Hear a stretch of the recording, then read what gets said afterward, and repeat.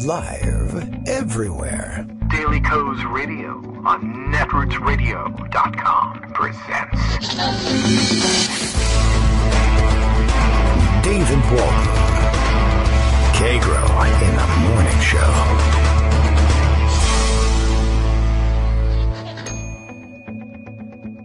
Now, here's David Waldman. Hey, good morning, everybody. How you doing? It is Tuesday, March 13th, 2018. Rex Everything Tillerson's been fired as Secretary of State. Hooray! Mike Pompeo moves over. Well, that's the desire anyway. The president would like to see Mike Pompeo move over from CIA to state. I guess that'll probably happen. There's very little way to stop that anymore. Doesn't mean much in terms of the way things are run here in the United States. But sorry, Rex. Hope you didn't give up a lucrative career anywhere else for the year or so, kind of being our chief diplomat. And, well, boy, there's a lot going on this morning. Apparently, I don't know whether the criticism of Russia, well, wasn't really much of a criticism. He pointed out what they know over in the UK. We didn't discuss it much yesterday, though we've been talking about it an awful lot on Twitter.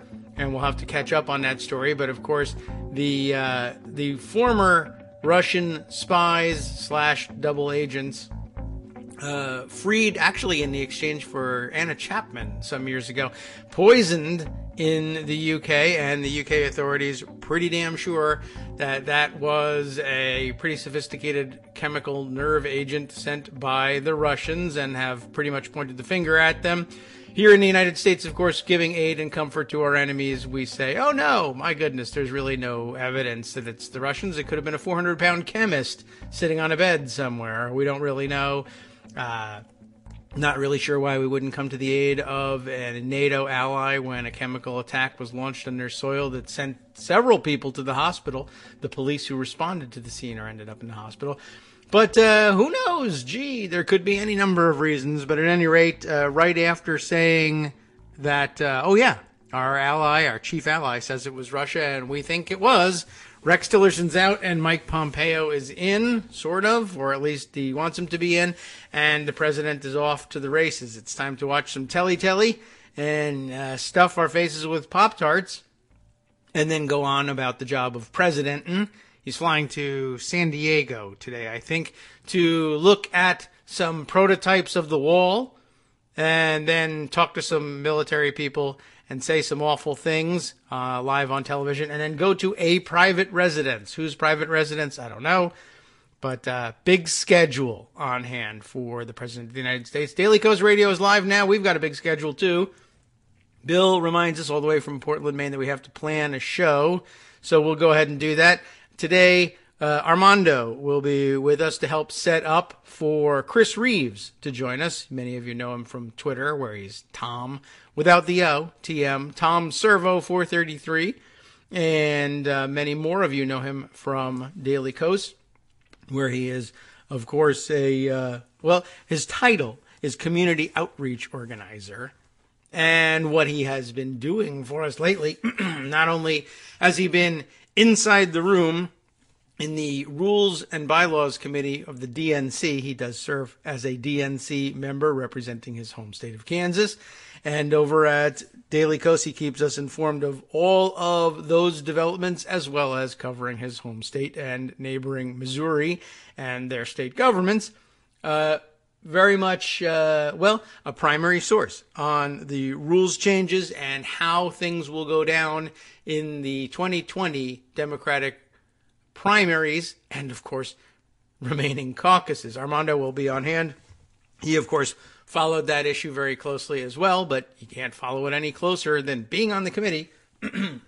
So we'll engineer that up for our second hour. That would be 10 o'clock. For those of you listening live and watching an East Coast Daylight Savings Time clock, those of you watching elsewhere, figure it out. I don't know. You could be in, who knows what time zone you're in. Gideon's listening. Shall we say Greenwich Mean Time? I don't know what time that would actually be. All right. Well, let's see. What other things should we discuss other than Rex Everything Tillerson being fired in the middle of all this. We're not going to be able to make that joke anymore, I guess. He wrecked his career anyway. Imagine leaving CEO position at ExxonMobil, really for anything. I mean, I guess, well, you and I could imagine not taking that job in the first place, but leaving it because, oh, well, I'm wrecking the planet. I think I will leave this job. But let's say you're resigned to that fate, and nothing's more important to you than being fabulously wealthy and powerful.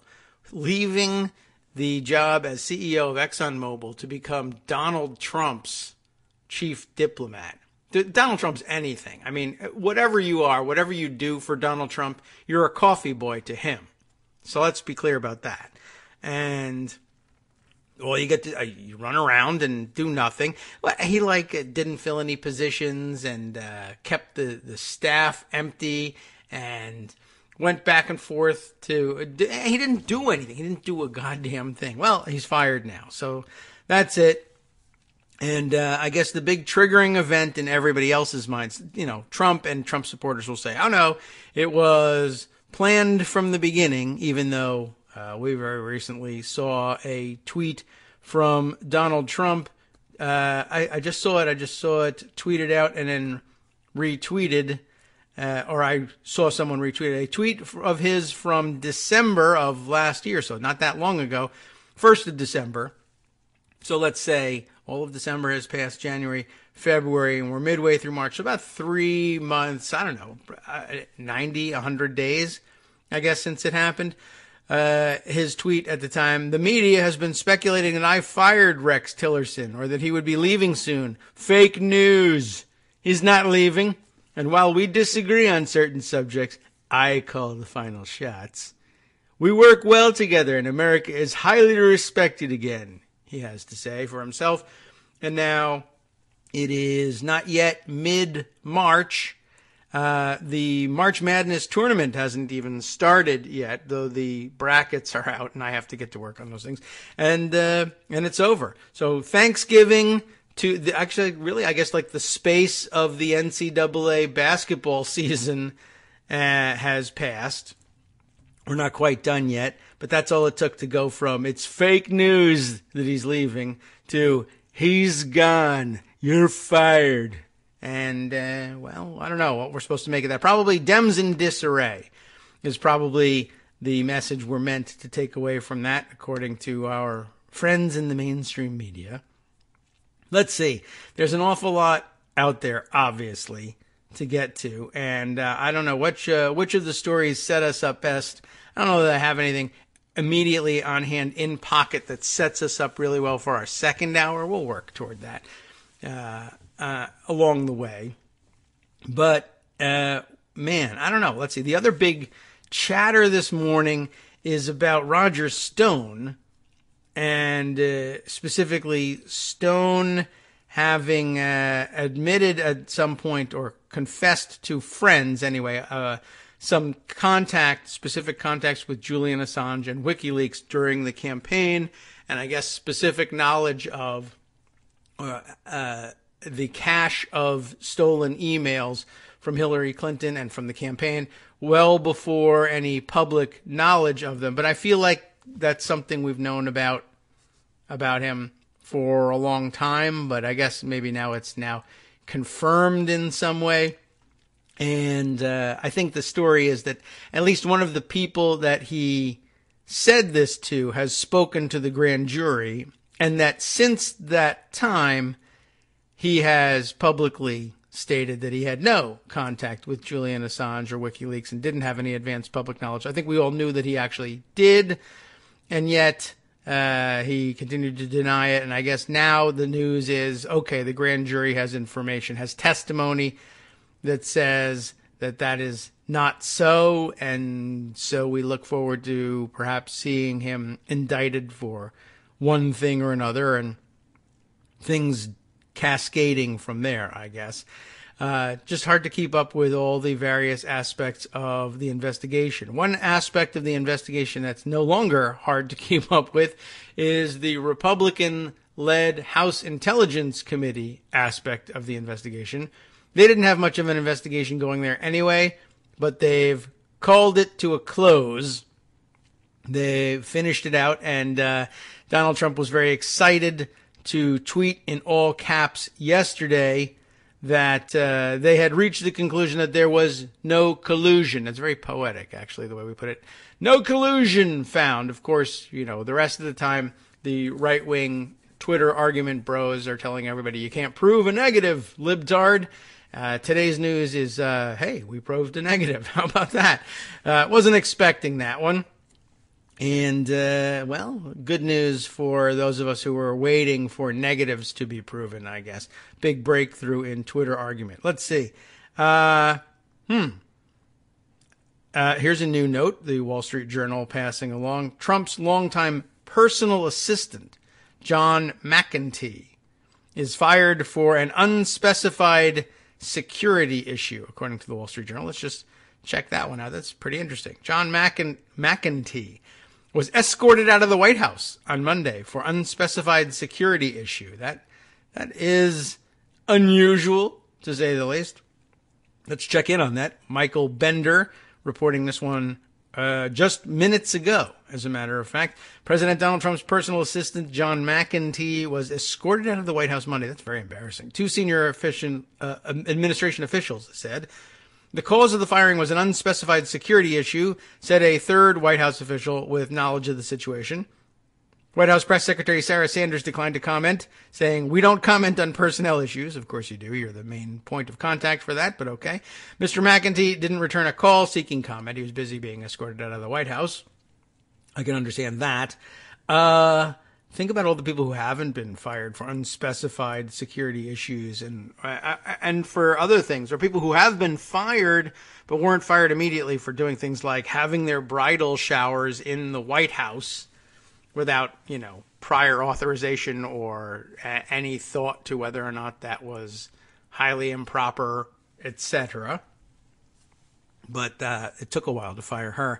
White House Press Secretary, Sarah Sanders declined to comment. McEntee was one of the longest serving aides to Mr. Trump, dating back to the earliest days of the campaign. I guess if we're talking about campaign staffers.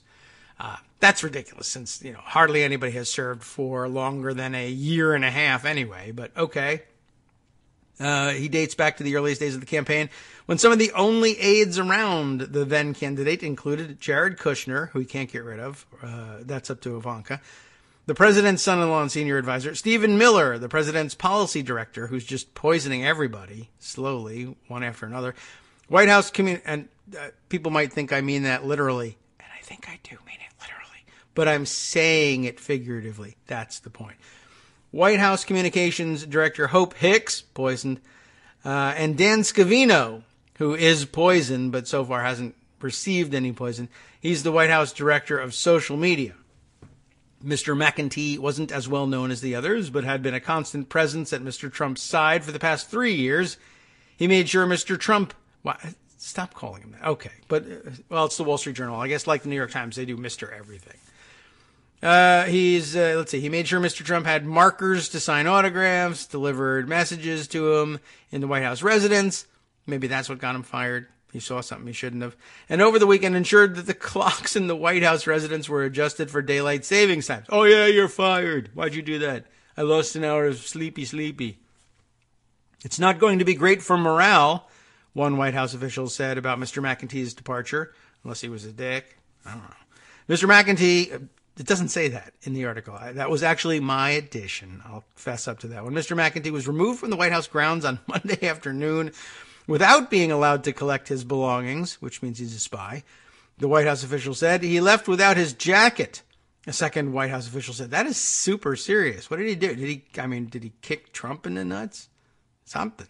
It wasn't clear exactly why Mr. McEntee was fired on Monday. He indicated to colleagues that it was an issue in his background, which, sure, with this crew, you could expect that. Although, honestly, maybe you couldn't. They all have these things in their background. They're horrible. They're criminals and thieves. And, like Trump Tower before it, the White House is a hive of scum and villainy now under the Trump administration. So they've dismissed people for issues in their backgrounds before, but never without their jackets. That is really super interesting. It's like on the spot firing. escorted out of the White House, can't even get your, I mean, there's come back and get your stuff later. Or if you're really in trouble, like super serious security issue, I actually am a spy for fill in the blank. It won't be Russians because you get a promotion for that. But I guess if you're spying for somebody that the president doesn't like and isn't the puppet for, and there are a couple of countries out there that might be interested in having a spy in the White House, I guess you would be escorted out of the White House pretty immediately, and they would say, don't bother collecting your stuff. We would like to look through it, as a matter of fact, before we give it back to you. But I've never really seen it where it's like, no, you can't take your clothing with you, what you're actually wearing today. Your coat, I mean, unless they thought he slipped something. Maybe he's stealing M&Ms from the residents, and they thought he was stuffing them in his coat, and he didn't. This is really interesting. We're going to have to watch that one. I've never really seen anything quite like that before. So that may be the biggest story of the day, and we just don't know it yet. All right, let's see. I got a good programming note, speaking of Gideon, the other day, who said, yeah, you know what? He likes the back and forth that we have, and I like the back and forth that we have on the show when I remember to have it. And so a little reminder to pay closer attention to the ongoing live comment exchange on Twitter, and of course notes that people send in email and elsewhere. It's a little difficult to monitor everything all at once, and if you get on a roll, you tend to lose your place. But I haven't lost my place yet, so let's make sure that we are up to date. A good programming note, I think. Thank you, Gideon. A good reminder, because already some commentary this morning. Kate Sherrill, of course, sent us the note about she's sad we're not going to be able to use our Rex Everything joke anymore. Let's see. Michael Musson commenting this morning, and let's see. We're replying. He's using as a vehicle here a reply to the tweet of Josh Lederman. Josh Lederman covers foreign policy, national security, and the State Department for the AP. And he tweets, "We got off the plane with Tillerson less than 4 hours ago. There was zero indication on the flight home that this was imminent." It seems to have struck pretty quickly. I really should just monitor Twitter. I'm excited about what's happening. Breaking news at the moment, but it's breaking my show. Michael's comment here, the president didn't even care enough to fire Tillerson while he had flown elsewhere and then try to prevent him from using the plane to fly home. Right, a good callback to the James Comey thing, right? Where he was so outraged that while he was in Los Angeles, I fired him while he was in Los Angeles. What's he doing using government planes to fly home?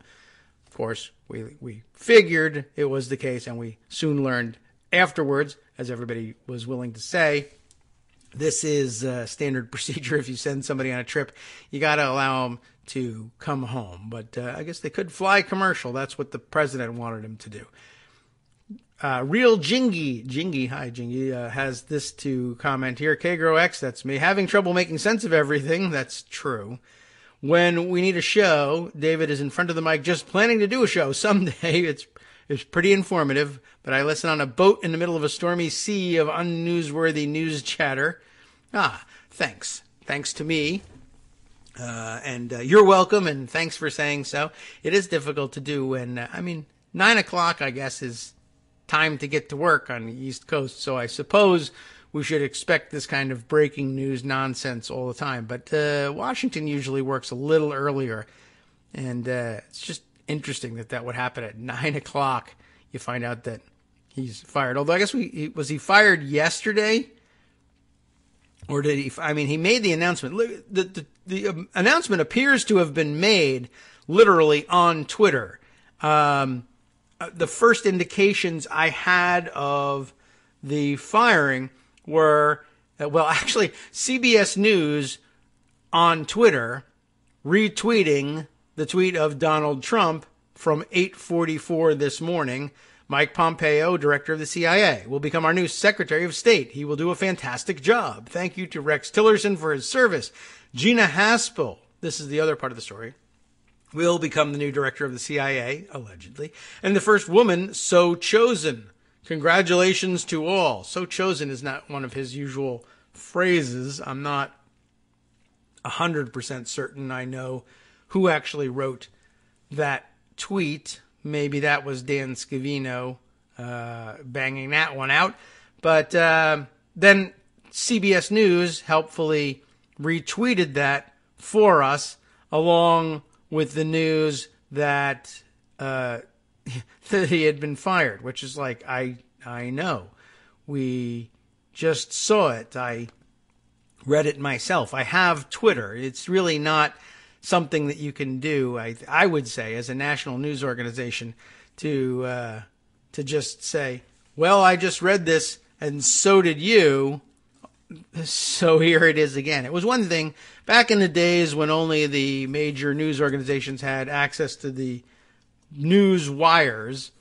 They had to read it to you. I mean, we may or may not have known that that's what they were doing at the time. They're simply reading the wires to us. But, they put on a show and a nice act, and it made it look like they were reporting it. But I guess if we see it blurted out live by the president and read it on the same wire, and then they just repeat the wire story to us, that's not super interesting. They still don't know what to do in the age of Twitter. And it has complicated things a little bit. I don't blame them for every single bit of it. Okay, so let's see. I don't know. I mean, I feel like I should continue to follow. I should just read Twitter and watch what's going on in case anybody else gets fired, or in case somebody blurts something out about the firing. It's very interesting to watch it develop in real time this way, but I don't think it's super informative. All right. So let's see. Prian, Chief Beef Loco, who is a frequent commenter on the show as well and a live listener. What are you talking about this morning? Does this mean Walmart's microcranial, racist, eliminationist errand boy is to run the CIA to sweatshop oligarch advantages in the child slave labor space? He's looking at Tom Cotton in this question. If Cotton gets controls of the CIA, we'll have a sweatshop oligarchs in complete control of covert ops. And he's shaking his head about that one. But the story is that it goes to a different puppet of the same regime. And, plenty of commentary already circulating about her. And part of the problem being that Gina Haspel has, for instance, a background in justifying the George W. Bush regime of torture and detainee policy on that front. And so it's troubling on that front, to be sure. Armando has just sent me, I guess, one of the other latest developments on Twitter, where it's all happening this morning, from Matt Lee. Matt Lee is the AP diplomatic writer, and he tweets, Tillerson intended to stay on as Secretary of State and is, quote, unaware of the reason for his dismissal, per Undersecretary of State Steve Goldstein. And the answer, of course, in everybody's comments is, yeah, it's Russia. He said Russia was behind the poisoning, and they were, and that bothered no puppet, you're the puppet, Donald Trump, enough, or rather perhaps Vladimir Putin enough, to simply, cut the cord on Tillerson. And I thought they were friends. That is interesting. And I'll be interested to know what the timing was and whether Tillerson may have had some idea but not given any indication to anybody else, either out of a sense of embarrassment or just, I don't know what else to do, or the president asked for it this way and I'm still for some reason loyal to him. But I'd be curious to know whether he definitely didn't know that he was being dismissed until after he made the comments about the Russian involvement in the poisoning, and whether he felt free to speak out because he knew the end was at hand, or whether he said it and either thought he would survive it or knew that that was the end. I'm very curious. I guess we'll have to wait for the tell-all book. But we have two such examples out there. Armando observing Tillerson was actually friends with Putin for money for Exxon, as opposed to personal friends with him. And I'm sure that that's the case. I mean, why would Putin, well, first of all, why would Putin have personal friends at all? In his position, I'm sure that he's quite used to being unable to trust anybody for a personal relationship. But yeah, and Trump, of course, friends with Putin because he's being blackmailed by Putin. They're not actually friends, and so I guess it's not surprising. I shouldn't, I shouldn't lend any credence to the idea that they're all actually friends who can work together to some end. That would be, interesting and different, to say absolutely nothing about the danger of the situation, but that's not what's going on. And they're very, I'm sure, comfortable with cutting one another off at this point. But it's very interesting to see that it happens this way. I also saw that there was a Republican member of the House Intelligence Committee, and I felt like I set this aside, and now I see that it's not there, and I'll have to poke around during the break to find and identify the comment. But one of the Republican members who has already announced his retirement from Congress, not seeking re-election next term, also feels liberated because of that. And his commentary on the decision at the House Intelligence Committee to end the investigation and to issue some kind of sort of pseudo report, which really was totally inadequate to the task, finding on behalf of the committee that there was no collusion and there's no further reason to be investigating the whole Trump-Russia front. Well, he was retiring, and he was pretty clear about this. Now, this is pretty dumb. It's pretty obvious that there's some serious issues here, and we're very definitely putting party over country by concluding at this point. I'll dig that up for you and be back in 2 minutes.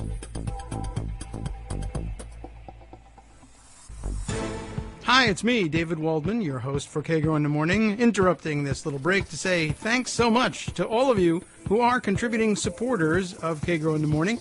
Thousands of you are downloading the show each day, but fewer than 1 in 25 regular listeners are donating to help keep us on the air. For the money you'd spend on a single 3-minute iTunes song, we bring you 2 hours of great news and entertainment every day, 5 days a week. Patreon.com, Patreon.com makes it easy. You can find us there by searching Kagro X or David Waldman or Kagro in the Morning or even Daily Coast Radio in their search box, and you'll be right where you need to be to make easy, recurring monthly contributions to support our show. Once again, thanks so much for your support.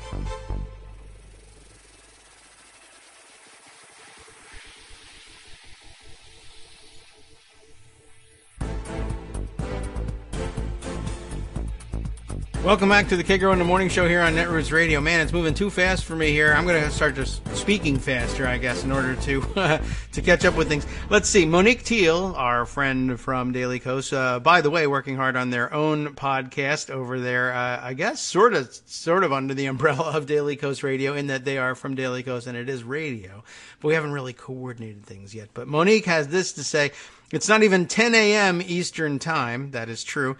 And here's where we are. Tillerson is out. We got to that. Pompeo is Secretary of State, sort of. We got to that. Haspel in as CIA Director, sort of. We got to that. Haven't yet gotten to the ICE spokesperson who resigned. That a far more minor story, but another item in the collection of wacko news from this morning. We're talking about the spokesperson, I think, from the California office, San Francisco area office. I mean, it's so fast moving out there. I didn't even get to put that one in pocket for you, but let me see if I can quickly grab it, because it was one of the top headlines this morning over at Google News, which I shouldn't trust anymore because algorithms. But the Washington Post reporting early this morning, like 3:41 a.m. this morning, which was still before midnight, around the midnight hour in West Coast time. So I guess it's okay. ICE spokesman resigns. That's not such big news. The big news is the rest of the headline. Citing fabrications by agency chief and Jeff Sessions, the Attorney General, fabrications, about California immigrant arrests. Megan Flynn reporting this one, as I said early in the morning. San Francisco spokesman for the U.S. Immigration and Customs Enforcement has resigned over what he described as false and misleading statements made by top-ranking officials, including Attorney General Jeff Sessions and ICE Acting Director Thomas Homan. The now former spokesman, James Schwab, who I guess can go to work for his dad, Charles. I don't, no relation. I don't know. Maybe there is a relation. A rich guy. Who knows? Anyway, he told news outlets late Monday that his resignation stemmed from statements by Homan and Sessions that potentially hundreds of, quote, criminal aliens evaded ICE during a Northern California raid in February because Oakland Mayor Libby Schaaf warned the immigrant community in advance. Schwab said he pushed back on that characterization, but said ICE instructed him to deflect questions from the news media. I quit because I didn't want to perpetuate misleading facts, he told the San Francisco Chronicle, which broke the story. I asked them to change the information. I told them that the information was wrong. They asked me to deflect, and I didn't agree with that, so I took some time and I quit. All right, pretty good. ICE officials and Sessions, at one point also President Trump, criticized Schaaf, the mayor, for tipping off immigrants about the raid, which netted 232 suspected undocumented immigrants. Homan said in a statement that 864 criminal aliens and public safety threats remain at large in the community. What? See, yeah, he wasn't too happy about that. And I have to believe that some of them were able to elude us thanks to the mayor's irresponsible decision. Unlike the politicians who attempt to undermine ICE's critical mission, our officers will continue to fulfill their sworn duty to protect public safety. He was willing to say it, though. So then what happens? Last week in Sacramento, Sessions said those are 800 wanted criminals who are now at large in that community, 800 wanted criminals that ICE will now have to pursue with more difficulty in more dangerous situations, all because of one mayor's irresponsible action. Schwab, however, said that both the number of potential arrests and the blame heaped on Schaaf by officials were wrong.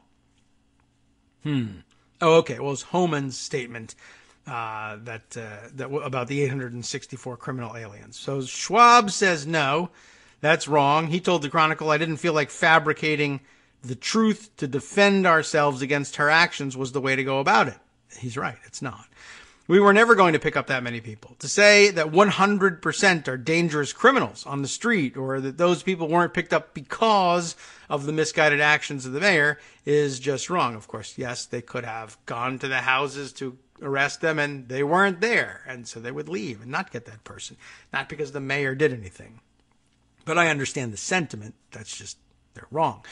He also told CNN that typically ICE never arrests 100% of the people it initially targets in an operation, creating a misleading picture that the missed arrests in the recent Northern California operation were unusual. In fact, he told Oakland Fox affiliate KTVU that the operation was not even originally expected to arrest 232 suspected undocumented immigrants, making it more successful than planned. Meanwhile, President Trump, who called Schaaf a disgrace during the campaign rally in Pennsylvania, said ICE was prepared to arrest close to 1,000 people, but only got a fraction of that, thanks to Schaaf. I just couldn't bear the burden, continuing on as a representative of the agency and charged with upholding integrity, knowing that information was false, Schwab told CNN. Well, good for you. There's a bit more to it here. I'm kind of enjoying the read. Let's see what else we have here, because there's a couple other mentions here that look kind of interesting. Schwab is a longtime government spokesman, according to his LinkedIn profile, before joining ICE in 2015, and that would be before Donald Trump, and so therefore a holdover from the hated and criminal Obama administration. Schwab was a public affairs specialist for the U.S. Army Reserve Element, a public affairs office for the NASA Ames Research Center, and a public affairs specialist for the U.S. Department of Defense. I assume they mean he was a public affairs officer, not a public affairs office, because that appears difficult for an individual to be. I'm not in an office. You don't put furniture in me and work here. ICE could not immediately be reached by the Washington Post for comment regarding Schwab's assertions that had released false and misleading information. The Chronicle quoted unnamed ICE officials confirming Schwab's resignation but declining to discuss specifics. Yada, yada. According to ICE, of the 232 people picked up in the raid, by the way, 115, or roughly half, had felonies or misdemeanors on their records. So a bit of an exaggeration even there. Mayor Schaaf told the Washington Post in an interview earlier this month that she decided to warn the immigrant community of the impending ICE raid for fear that the operation was not wholly targeting, quote, criminals, clearly isn't, and that instead hardworking mothers or fathers without criminal records might end up arrested and deported. Here we know that half of the people they actually arrested do in fact meet those criteria. They are not criminals. I don't know if they're mothers and fathers, but they don't have criminal records, not even misdemeanors. So, man, it's, here's an example. As a matter of fact, given here, she had one on hand. We might as well pass it on. She worked hard to collect it, right? She told the story of Maria Mendoza Sanchez. We should put names to it when this stuff happens, especially if someone else has already done the legwork. No excuse for skipping it. I was going to, but I doubled back to tell the story here. A mother of 4 and a nurse at an Oakland public hospital who was deported last August despite having no criminal record. Maria Mendoza Sanchez and her husband are an example of a couple that, under the previous administration, were considered low priority for deportation because they're doing well here and doing good for us.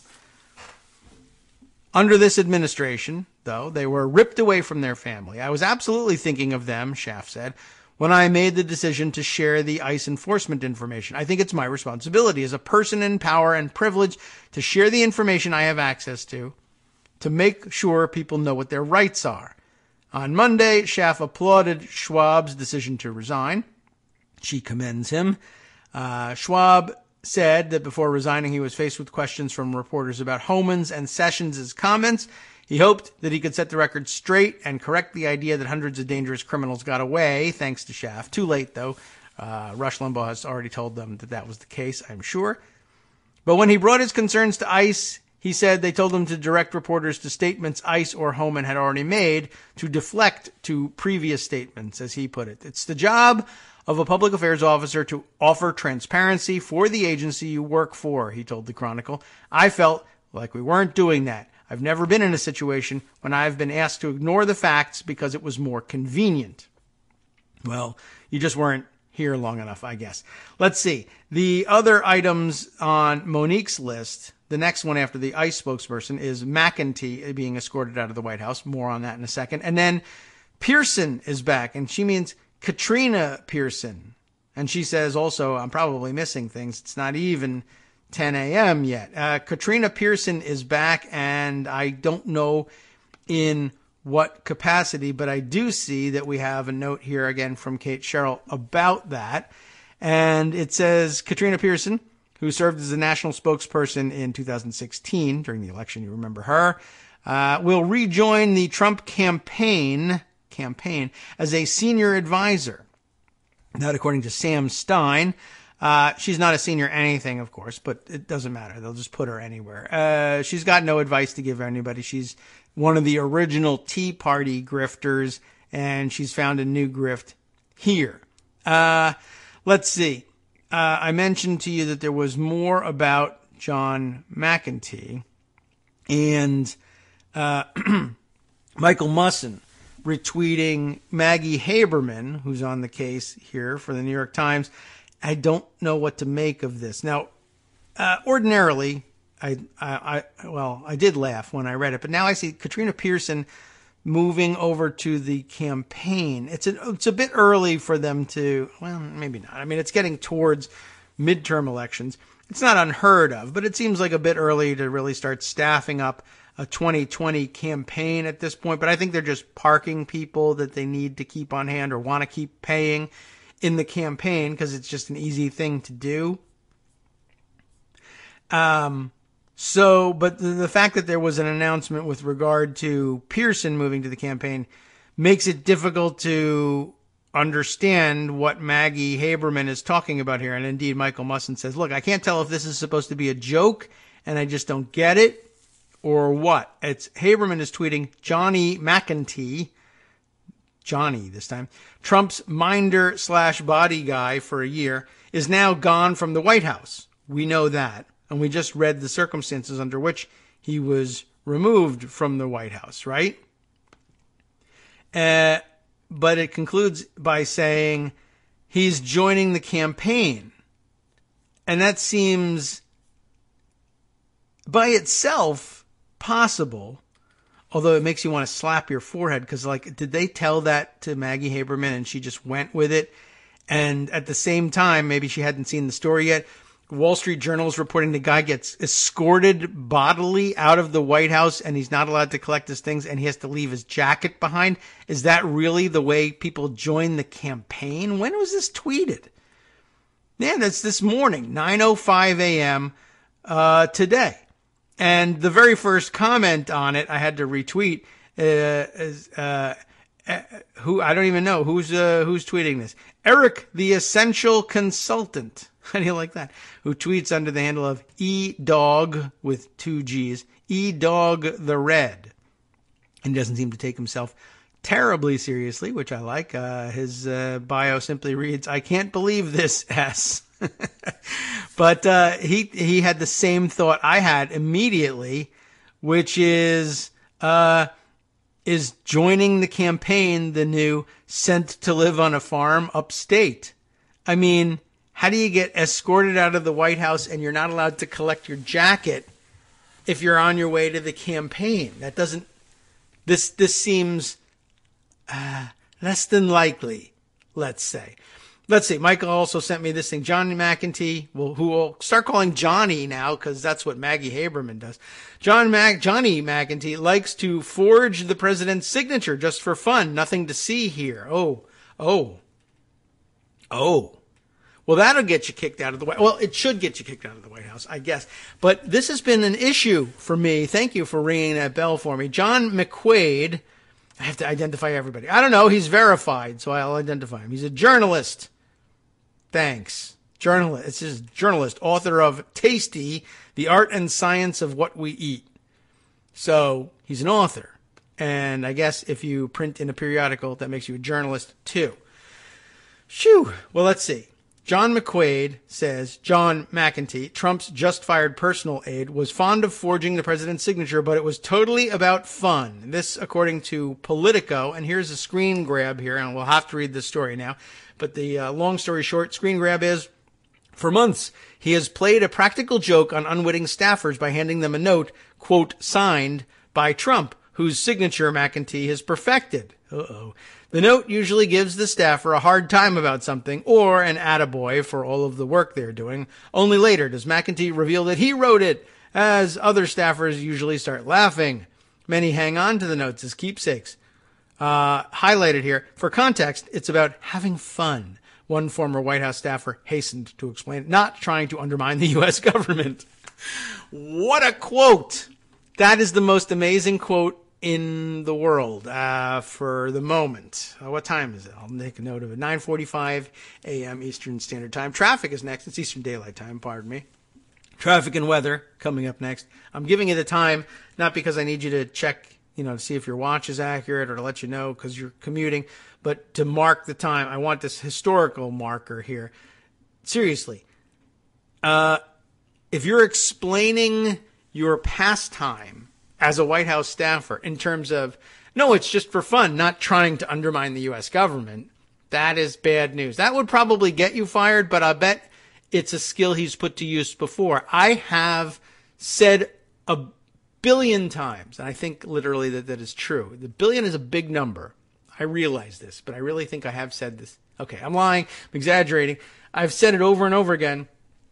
Congress needs to stop believing that written communications purporting to come from the president, purporting to have been signed by the president, are in fact presidential orders, valid, and treating them that way.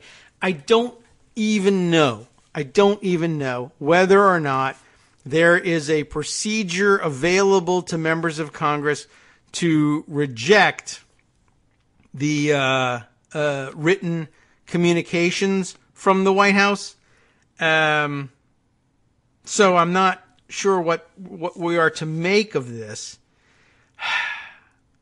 Hang on a second here. Yeah, look at this. Now here, Ken Vogel has for us from the New York Times a screen grab on Trump-Pence letterhead dated today. Trump campaign announces 2 new appointments, welcomes back veterans of the successful 2016 campaign. There's the announcement about Katrina Pearson, and it also says John McEntee, who was a personal aide to President Trump during the campaign and in the White House, will also rejoin the Trump campaign as senior advisor for campaign operations. But then almost immediately, so that's according, I guess, to the Wall Street Journal reporting that too. Is it in a different? No.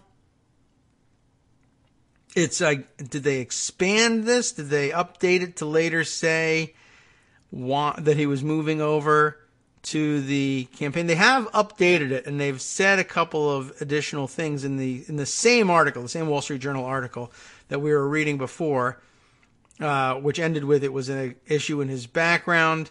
They go over the last couple of people to lose security clearance or to be fired, but nothing about it that says, oh yeah, nothing that resolves the tension between his being fired without being able to take his jacket with him and moving over to the campaign. So it might be that they planned to move him over to the campaign and then fired him in the morning because of this crazy forgery issue. But wow, I mean, things are going pretty wacky out there, I must say. And we're losing control of everything, but that's the chaos agent for you. It's working great for him, isn't it?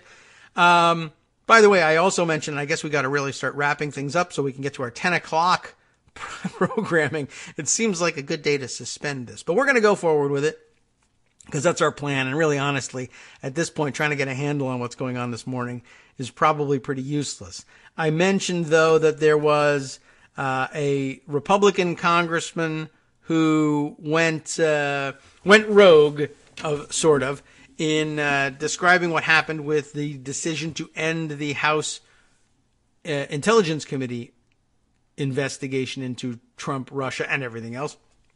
CNN reported this one. It was reported yesterday, and they updated it this morning. Republican member of the House Intel Committee says it has, quote, lost all credibility. That seems like a pretty large-scale dissent. This is Representative Tom Rooney, and he had this to say after the House Intelligence Committee announced it was shutting down its probe into possible collusion between the Trump campaign and Russia. A Republican who sits on it, not in the Happy Days reruns sense, but who sits on the panel, said he believes the committee has lost all its credibility. Yes, well, it didn't have very much, but okay. We have gone completely off the rails, and now we're basically a political forum for people to leak information to drive the day's news, Republican Tom Rooney said during an interview on CNN's Erin Burnett Out Front. Earlier this month on Out Front, Rooney called for the probe to end. And now here it has ended, and yet, that's so weird. But I guess his call for the probe to end was, well, at that point, he also believed that they had already lost all credibility. We have lost all credibility, and we're going to issue probably 2 different reports, unfortunately. So in that regard, that's why I called for the investigation to end. Not because he didn't believe there was anything to it, but because he knew that they couldn't do it properly. The committee is widely expected to issue 2 competing reports, one from Republicans that concludes no evidence of collusion was found, and another from Democrats that argues that a case for collusion, as well as spells out all the avenues the committees did not investigate. A little awkward there in the read, but Rooney pleaded with the members of his committee to come together before the 2018 midterms. They're not going to do that. If we don't get any of these recommendations out before this cycle gets fully underway, then we have really just completely wasted a year of everybody's time. That was the idea, I think, that they had in mind, at least Nunes did. Hopefully we can salvage something positive out of this. Rooney said that Republican members are still writing their report, which is expected to conclude that there's no evidence that Russia interfered in the presidential election to help Donald Trump win. Burnett pressed the congressman on the issue. I just want to be clear here. The intelligence community had originally said that they believed that the Russian intent was to hurt Hillary Clinton, but as it became clear that Donald Trump was a viable candidate, they then took it further, she said. They wanted to explicitly help Donald Trump. So you're saying you do agree? Burnett asked. You do concur with that conclusion by the intelligence community, which they are standing by tonight? He answers, I believe there's evidence of everything that you just said, but I also believe there's evidence to where they were trying to wreak havoc on both sides. I think I also believe that. Burnett also read Rooney remarks from Representative Mike Conaway, the Texas Republican, supposedly, I'll add, leading the Russia investigation. The bottom line, the Russians did commit active measures against our election in 2016, and we think they will do that in the future, Conaway earlier told CNN's Manu Raju. We disagree with the narrative that they were trying to help Trump. Asked if his comments put him at odds with Conaway and other Republicans on the committee, Rooney said they did not. He may know inside there are Republicans who feel the same way. It's not completely the opposite, he said. I think there were efforts to try to hurt Hillary and help Trump, but I think there was also the opposite, too. What do we mean by that? I think their goal was to create mayhem so that any candidate that won, and they did believe Hillary was going to win, was to have that person bloodied and weakened so they would be able to use that in the future against us. I think there is absolutely evidence to show that they were trying to help Trump at some point, but also they were trying to hurt our side as well, Rooney said. There is evidence of both sides. Be careful about that. I don't know what you mean by there is evidence of both sides. And I guess it's possible that they saw something that the Russians were trying to, is he trying to say that the Russians were trying to hurt Trump just as they were trying to hurt Hillary Clinton? And I think that there's a way of saying that.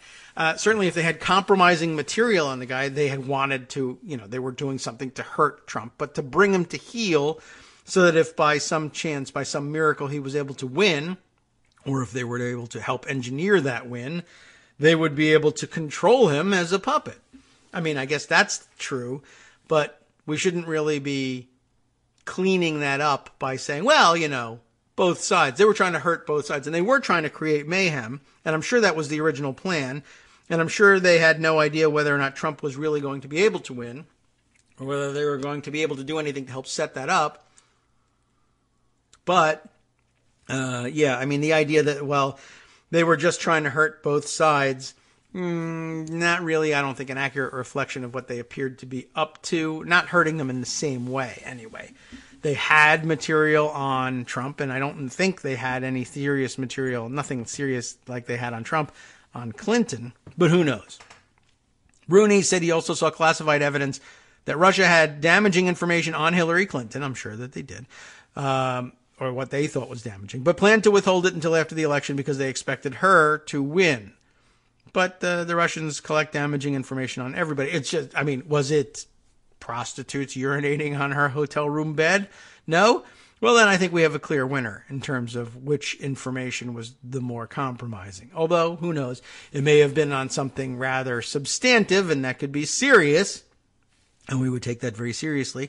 Or or at least the news media would tell us, oh, well, this is 10 times more serious than whatever they have on Trump. And it may well have been, because if it was a matter of policy, that is a more serious thing than having prostitutes urinate on the bed you've rented for the night. Although, you want to keep up on those issues too. And that's a very different kind of compromising information. Anyway. All right. Let's see. Reminder, of course, coming up at the 10 o'clock hour, we will chuck all this exciting news aside and go to the down and dirty brass tax stuff that we also dedicate ourselves to bringing you here on the Kagro in the Morning Show as we bring Chris Reeves in to talk DNC rules and bylaws. What sort of playing field are we going to be looking at when we set about the task coming up? Not that far down the road. In a year, we'll be tied up in that situation of trying to forge ahead under this new set of rules to figure out who will be taking on the orange menace, Donald Trump, in 2020. And, we all have our favorites. It's going to be a show trying to figure out how we're going to get to the nomination from here and who'll be carrying the banner. So we'll be switching over to that in a few minutes. Let's see Maureen's comment here. Maureen 2, if you want to find her on Twitter. Trump trying to be Putin's defense counsel, and he is also jeopardizing a state visit to UK. Oh, yes. Good point. Now, that's been something that he's been talking about for a long time, and we were making fun of him for wanting to ride in the Queen's golden carriage, but this is really seriously going to make it difficult for him. I mean, he was pretty close to persona non grata in the UK as it is, and I thought for a while that there was a pretty serious effort on to ban him from actually visiting, although I guess as a private individual. But I guess there isn't much you can do. I don't know.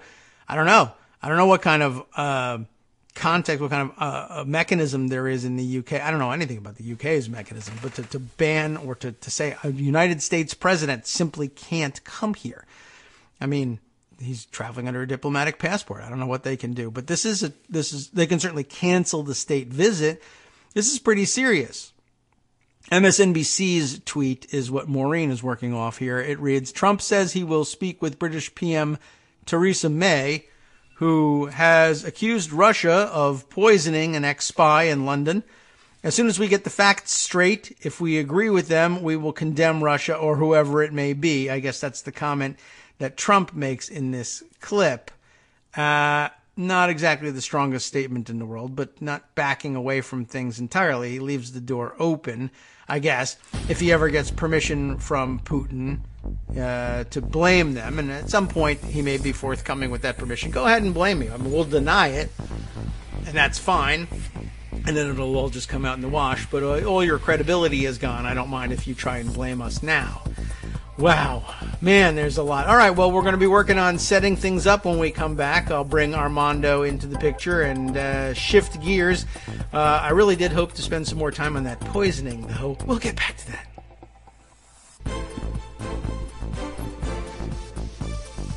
All right, welcome back now to the Kagro in the Morning Show here on Netroots Radio. Got to do a little bit of deft engineering.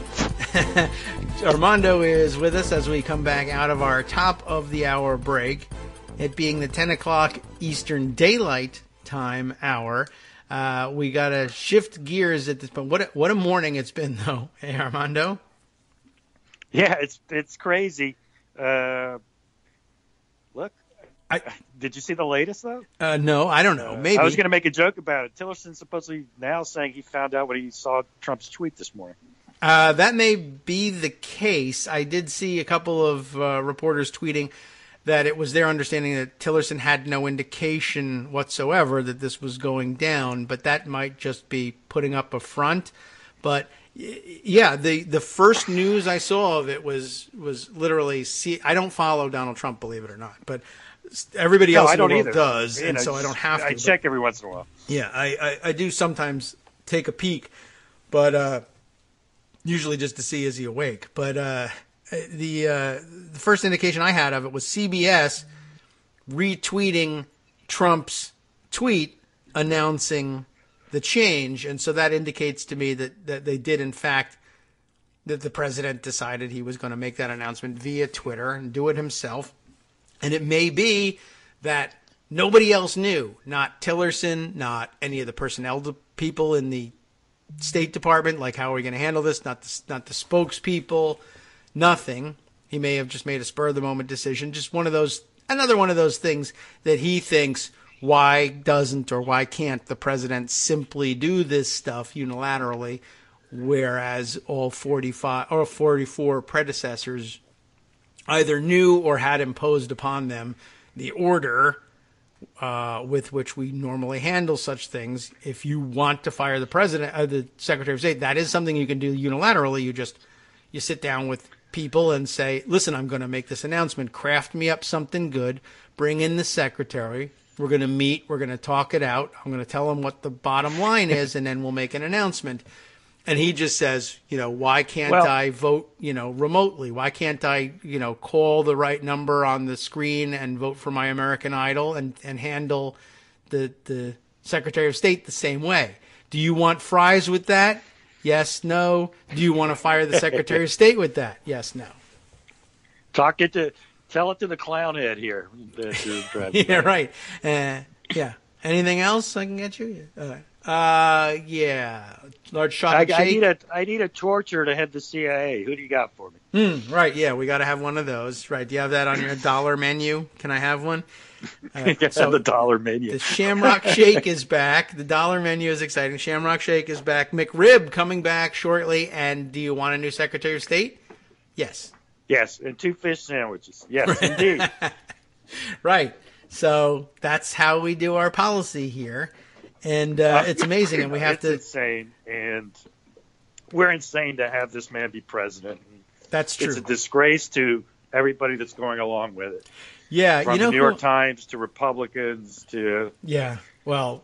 Right. It is crazy. I mean, and I want to bring back, here's a good segue. Since we're going to be talking process momentarily with Chris, I would like to bring back the Electoral College folks who are being pressured, to do something, maybe put a stop to this.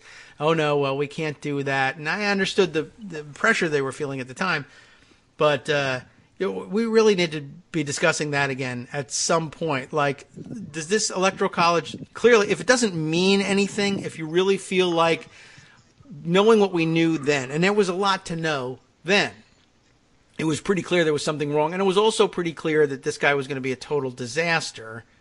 And there was we've made it to a year, but that was like a question mark. We might not live through this. He's crazy. And there's a nuclear war possibility going on here too. And David, he says he's preparing. He's preparing for. Oh, we lost you there for a second. I can't hear you. It was so exciting. It's a clown show. This man's is incompetent. He's unfit. He's mentally ill. I missed it. What did you say? I repeat it every once in a while, but it doesn't change. I can say it every day. Yeah. What happened? You had an audio dropout. He's preparing something. Sorry. Anyway, you've heard it all before. He's crazy. He's mentally unfit. The spiel that I do every couple of months. It wasn't. I can't believe he's president, and people think this is okay. Yeah.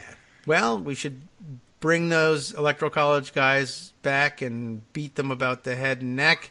But seriously, if there's nothing that they feel like they could do, they feel like they're locked into, the law says I have to cast my votes this way. Well, then there's really no reason to have this. If it's just a matter of we count the votes and then you have to do this thing, why do we go through it and make you sign papers and I got to meet and we got to I'm sure there's other things the state capitals could be doing that day. And, exactly. There's no reason. It's silly for it. pomp and circumstance that, frankly, celebrates anti-democracy. So, congratulations. Okay. Well, speaking of celebrating anti-democracy, as things are falling apart, it's time for us to. I think I'll have to engineer up calling Chris Reeves and bring him in for our conferencing here. All right. Let's see if I can make it actually work here. Let's see. Add people. Huh. Okay, good idea. Who should we add? You found the add people button. Yeah, let's call Chris Reeves. Before. But, it's there. It's just it doesn't work when they call. I can't just add them. You have to call him. Yeah, so I'm sure it's possible to do, and I just haven't really figured it out yet. But before we actually give him a call, by way of background, you want to help set this up? I know we've, of course, talked extensively about this subject. While you're doing that, I will just say why Chris is a valuable voice here. First of all, he's been to every one of these meetings. Yeah. Knows all the players and can really report. Second of all, he's a very honest broker. He's not going to take my side of this. In fact, I yell at him all the time, and he still talks to me, which is amazing. You'll get a very honest account. He knows the process incredibly well, the voting process, what's actually happening. We went to the ERC, now the RBC did something, and when does it go to the full DNC membership, which in the end is the one who has to adopt this by a 2/3 vote. Yes. Oh, so okay. it could fail with a majority. How about that for anti-democracy? What fun! And Chris will outline the issues, but if you've heard us, they are the same. The superdelegate situation, whether primaries should be favored, my specific being the yes. Well, I'll tell you what. I'm gonna give him a call, and we'll bring him in. All right, and let's get him in on the conversation here if things work properly, and we cross our fingers that it does. Let's see. It doesn't make any ringy noise, but there's some action going on the screen, some wavy lines that tell me we're calling you. Chris, are you with us? Hey, I'm with you. Hi, how you doing? Yeah. Oh, you will. I see you've answered with our video. We don't have our video up because we're radio, but it's nice to see you. I just pushed the wrong button. That's okay. You're fine. You can just keep it there. If I'd have known, I'd have cleaned up, and I would have also reciprocated and let you see the video here. But good morning. Thanks for joining us. It's a hell of a morning, I must say. I mean, there's no. You can just lay the phone down. Oh, that's a nice ceiling fan you have there, by the way. Chris, we're calling you because we want to know if you're available to be the CIA director. Oh yes. Yeah.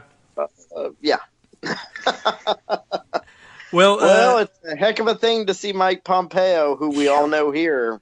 Yeah, he's from Kansas. So give us a little Pompeo background, Chris. Well, the best way you can describe Pompeo is there's Pompeo. I hear him. He is a war hawk first.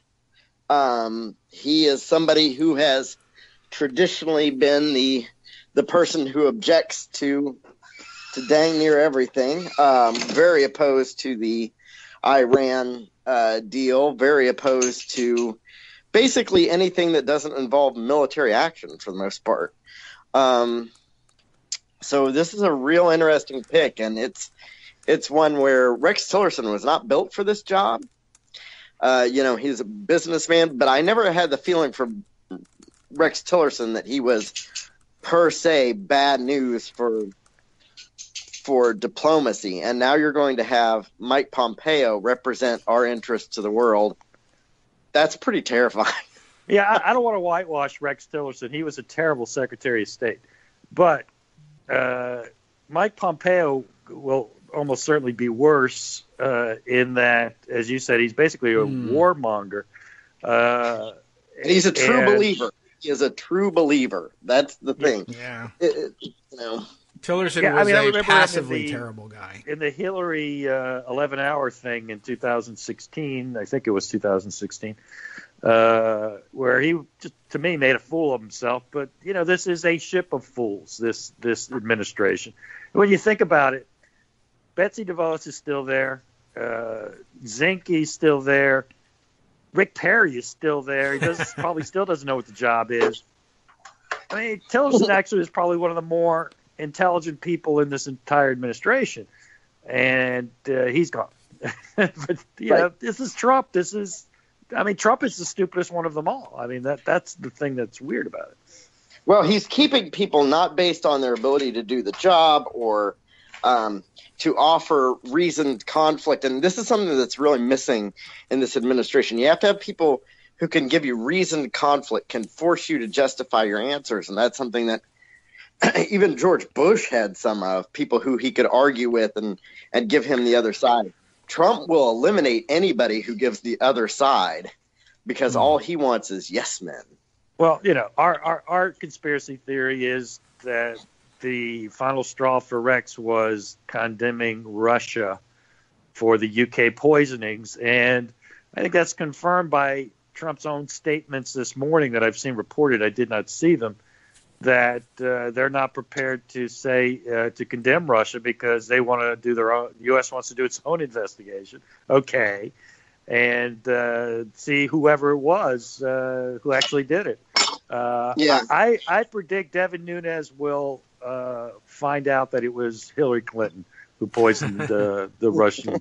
But you know how dangerous that is to say we want to do our own investigation. The moment we do that, if we point something out, if something happens here, or we have something happen with one of our diplomats and we conduct an investigation, we're now setting up the precedent for our strongest allies to say to us, well, that's good, but we're going to wait until we do our own.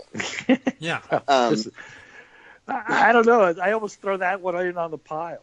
Anyway, I'm sure Kagro wants us to get to the point. So what I was hoping for, and David, I'm sorry to steal the moderator role. I know. I'm going to direct today. Chris to give us the whole story of the 2020 nomination rules. And as I was saying in the lead-in, Chris has been present and involved every step of the way, and I think he's one of the straightest shooters you'll ever find. Incredibly thick-skinned. I yell at him all the time. He still talks to me, so I trust him implicitly on this. So I think it'd be a real service to our listeners if Chris gave us the whole story. Well, so we just finished the Unity Commission in December, and it has moved on to the Rules Committee. And there's still going to be a lot of debate moving forward about what happens next. But people will tell you, and they are not wrong, that the Unity Commission reflects the largest change in our party in the way that we conduct the rules since, depending on who you listen to, 1982, or even before that, the Hunt Commission in the mid-'70s. And so there's a lot of consternation about what actually happens next. How is this going to work? What impact is this going to have on the nomination process? Well, outside of that, we already have probably the biggest change in our nomination process is that California has leapfrogged everyone.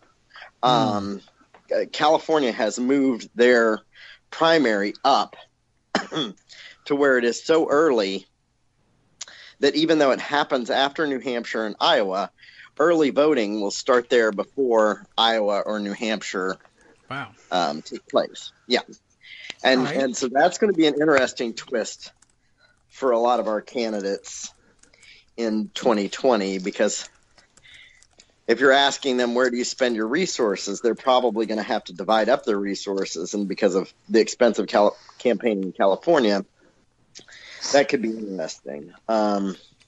Iowa has long been the beneficiary of being first, to the extent of tens of millions of dollars spent. It's a giant financial windfall for Iowa being traditionally first. And we're going to see how that plays out this year, because it'll be different. Let me. I understand that's an issue that's being discussed at the RBC, the DNC, and if they want to open up the notion of the schedule, I say we start with removing Iowa's first. But let's put that aside, because the URC focused, in my view, on a.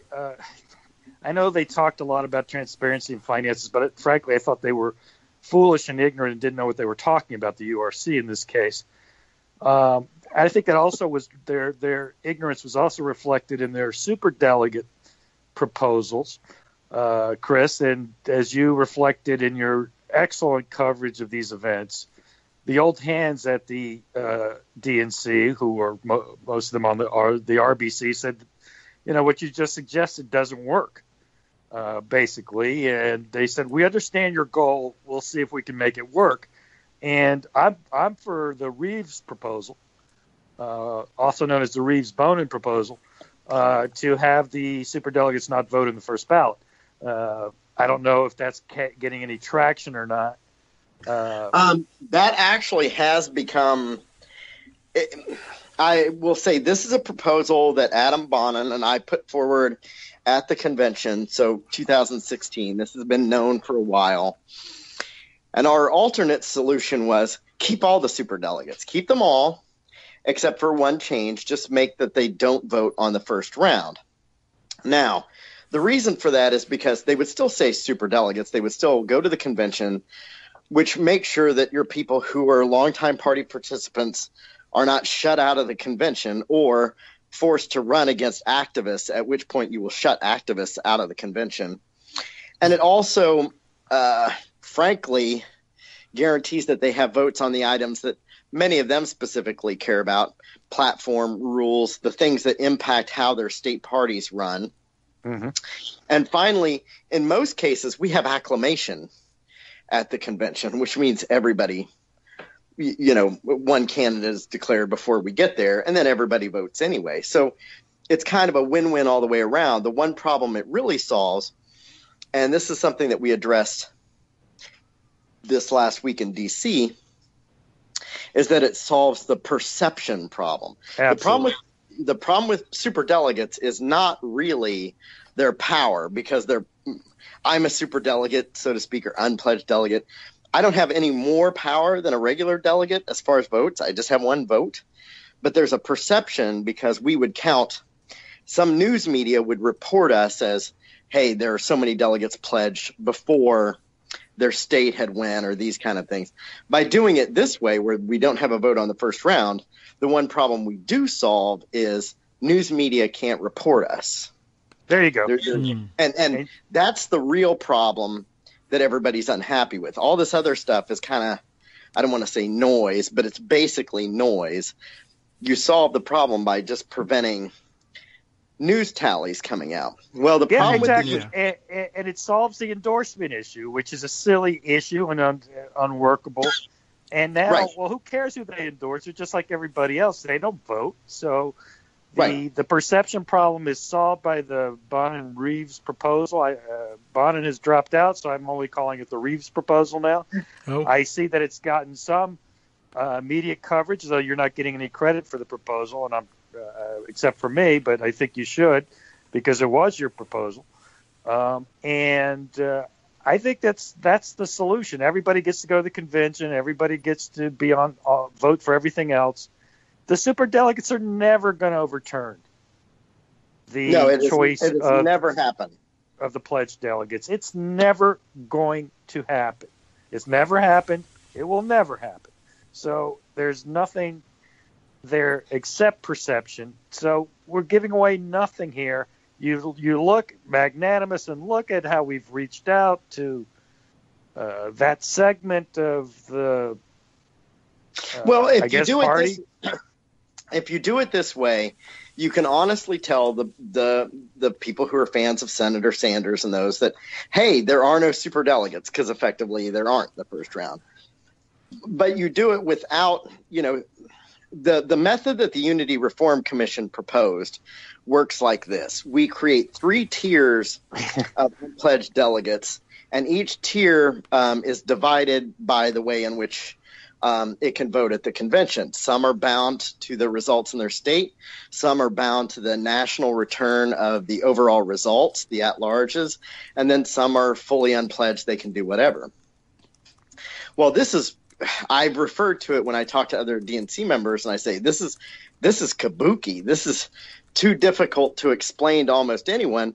And the bigger problem is, I had mentioned earlier that California goes early. Well, in their configuration, when California runs, let's say Kamala Harris or I don't know, Eric Garcetti or somebody wins California, right?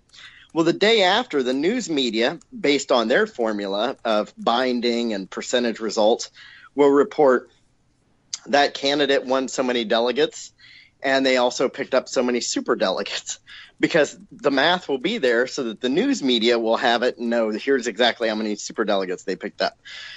Well, then the public, the fans of Senator Sanders and all of those, will look at all this kabuki that we just did to supposedly bind and fix it, and just say, you didn't do anything. I'm still seeing them report superdelegates. Yes, exactly. So I don't see their solution as much of a starter. The other problem with their solution is you bind the people who are bound are your state electeds, your state chairs, vice chairs, and DNC people who go through elections within their state parties. Well, that represents almost 80% of the minority population inside the DNC, and it represents almost the entirety of youth. I mean, anybody under 35. And the only thing that is kept are the people in the federal elected office. And guess what? They're all almost entirely old white men. I mean, yes, we have, the Congressional Black Caucus and women elected, but it's weighted pretty heavily to older white men. So did we really, is that representative of what we want? I don't think so. So, yeah. Chris, you have the solution.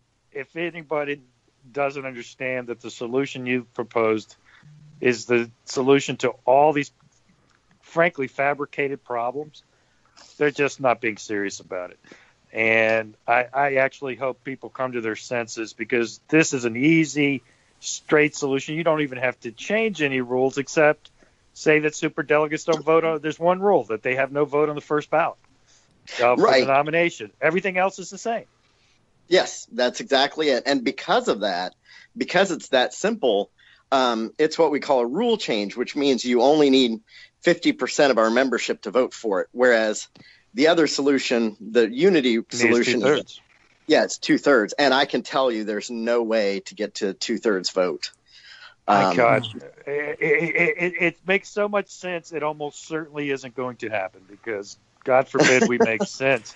It makes you wonder whether it's something that that somebody wants to preserve as an issue. We got to continue to be able to fight about this, because it's our reason for some people, it's their reason for stardom inside the circles of the Democratic Party.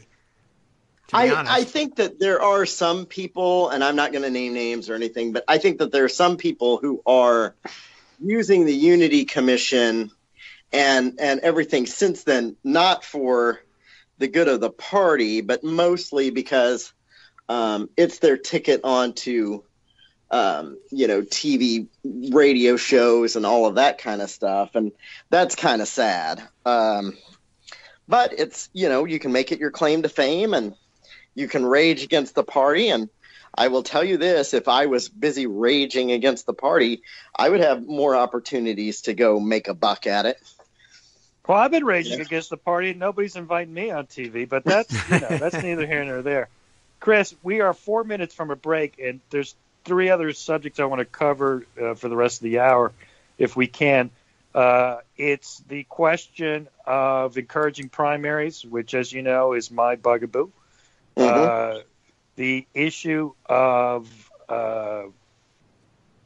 the ability to reform the who can participate in primaries issue, the open primary issue.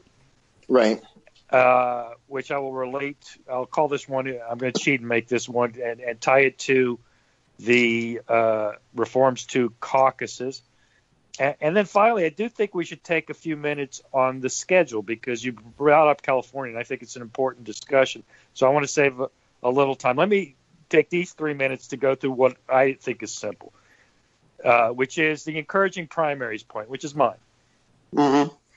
No one disputes primaries are better for voters than caucuses, at least, well, other than Zogby and people like that.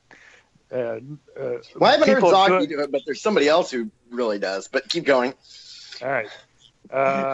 So there's one little rule that was proposed at the RC and it got tabled. It did not get mentioned at the RBC. The rule is a simple one. If your state holds a primary, you, state party, are bound to use that as the basis for your delegate selection. That would impact, in my understanding, 3 states, Washington State, Idaho, and Nebraska. Now, I understand why in the URC, Jane Klebb is from Nebraska, and she wanted to preserve her caucus alternative, though she claims they haven't decided. Why wasn't that just adopted by acclamation? To load the question on you, because what is wrong with that idea? Well, so I'm going to tell you what really stopped that. Wasn't Jane. It wasn't any of that. It was this. I was terrified that if that would happen, their Republican legislature would adopt a primary, and boom, there goes. If they become a primary, they have no shot, 0 shot of being first in the nation. Well, let's make it easy for them and not make them first in the nation anyway. So then they don't have to worry about it. Right. But you have to understand it's a huge financial windfall for them. Iowa being first is the equivalent of one state hosting every single Super Bowl. It would be as if we said, Florida is the only place that can host a Super Bowl. This music, by the way, we're getting means close to the time, yes. and I just need to ask Kagro, what's the break time? We got about 20 seconds until we're out on break, so we can. All right, we'll come back to this issue on the other side, Chris. Hang on with us. Because I have an answer to that Iowa point. We have this entertaining music to keep you like you're on hold, essentially, for 2 minutes. And we can all take a quick break, and we'll be back with another segment with Chris right after this.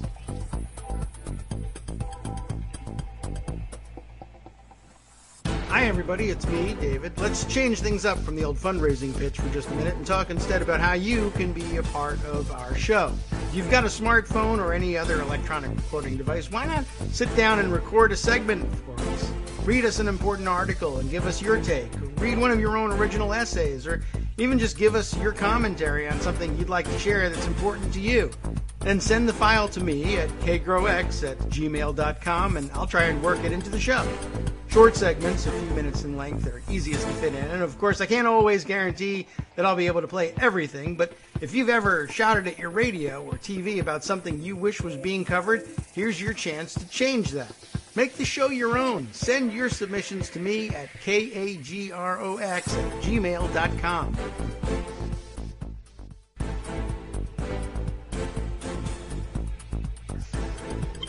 Welcome back to the Kagro in the Morning Show here on Netroots Radio. Still with us on the other side of the break, Armando on the other line, and also Chris Reeves still with us for a continuing discussion of everything that's gone on, the entirety of the evolution of the rules of the Democratic Party, and we'll just start at the top. There's lots going on. Of course, we set things up nicely. Thank you for playing producer there, Armando, and we've got 3 pending questions that you want to discuss in our final segment here. Just by brief way of update, no further cabinet ministers fired, as far as I'm aware, in the last 2 minutes, although it does occur to me that I wonder if there's any delay in confirming new people. There shouldn't be anymore because there's no more filibuster for this thing. But the president is, it now occurs to me, firing one after the other all of the people who can remove him under the 25th Amendment.